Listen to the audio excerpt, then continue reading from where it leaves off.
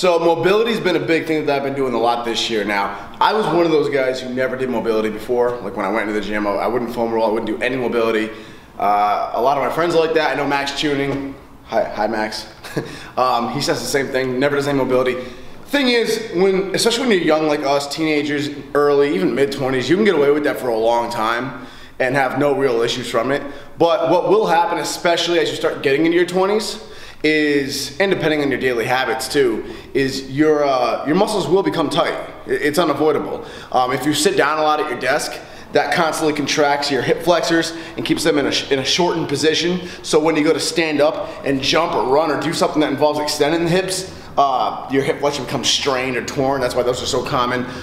Tight quads is another thing that will commonly happen. Again, if you're sitting, that's a big thing. All I do is sit for my job. Now I don't do physical labor anymore, so I get really tight just from sitting. So mobility is important. Back in the day, I had a bunch of knee issues. As you guys remember, my patella tendon was hurting and all that. I always just wrote it off as, I'm just using heavy weight. Maybe my form's not perfect and my knees are just taking the beating from it. Like, it makes sense. What I came to realize was that it was actually just my muscles around the knee becoming really tight and me not doing my part to loosen them. It was directly related to tight quads, tight hips. And I realized this because when I came back from after the photo shoot and I started training, my other hip flexor started hurting again because I had that hip flexor pain initially. And I was like, no, I'm gonna fix this thing. So I started doing a bunch of mobility work from hip flexor. Felt amazing.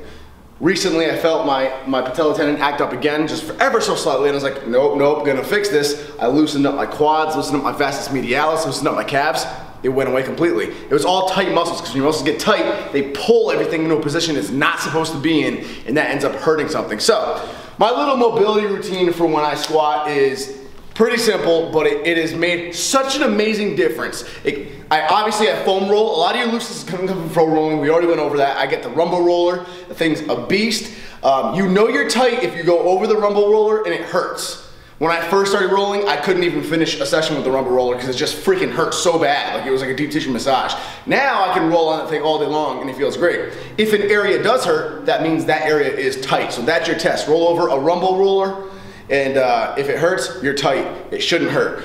So that's how you stay loose, but then when you're getting ready to squat, you don't want to do a ton of stretching like static stretches because that can actually make you weaker for your squats. But you do want to get your glutes warmed up and you want to open up your hips and get yourself primed for squatting.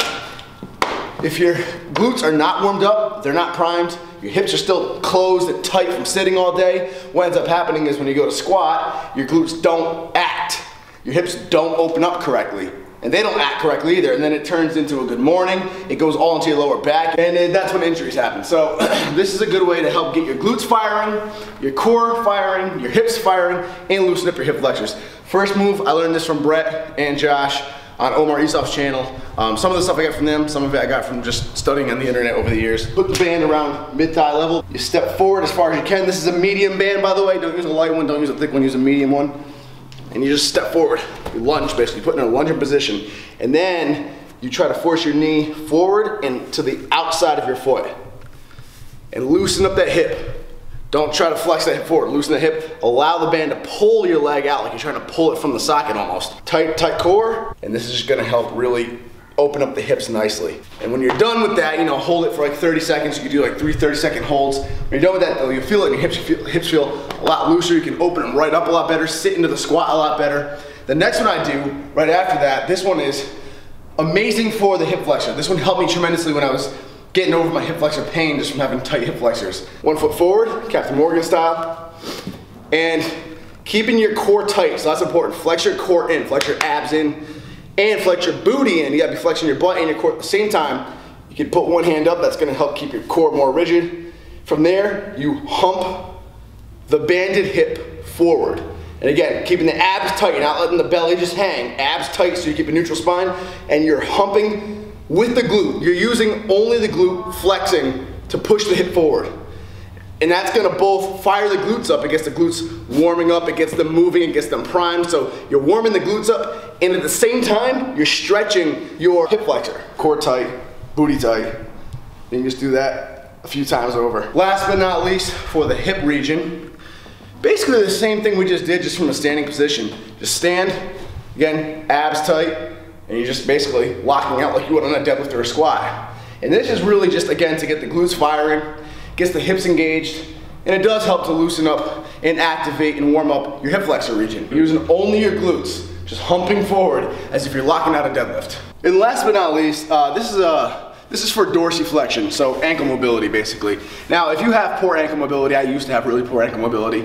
It's gotten pretty decent over the year of just working on it. If you have poor ankle mobility, you wanna, well, honestly, just YouTube ankle mobility exercises and you'll find a plethora of them. And that's something you're gonna wanna practice doing almost every single day in your free time. But ankle mobility issue or not, I like doing this one before squatting just because, again, I feel like it loosens up everything and gets you ready to move in a proper positioning when you're squatting. So tie the the medium band at about ankle level, put it right at the very base of your ankle, step forward as far as you can, and then you just simply step forward, kneeling down, knee going past the toe. Try to keep your toe as far as you can, and then again, knee goes past the toe, and you wanna force your knee just to the outside of your foot. So knee goes forward and out. And you do not want your heel leaving the ground. Heel should never ever leave the ground. And I like just doing these pretty quickly before I squat because again, it just gets this whole area loose and it gets my body ready to move in the proper mechanical position. Nothing's tight, nothing's stiff. You know, if you're not warmed up, you're not primed even in the ankle area, you may end up compensating by rolling your foot, lifting your heel up. So this just gets everything nice and limber and ready to squat. If you have serious issues with dorsiflexion, do it in flat shoes. It makes it even harder. And again, don't let your heel come off the ground. And that's my full band work, my mobility work before I squat. And I try to do it for a deadlift too, but definitely for squats. And it works, it feels amazing. The difference is tremendous. If I ever skip it or I half-ass on it, squats just feel stiff. I feel stiffness in my hips, SI joint, back. Every time I spend a good amount of time doing this band work though, squats feel amazing. I can sink right into it and you feel it immediately. Already this right side feels so limber and ready to just squat. This left side, because I haven't done it yet, I can feel the difference. This one feels tight, like right there, I feel pressure in here. This feels like it's stiffer, so you immediately feel everything open up and just ready to get into position. That's what I do every time I squat.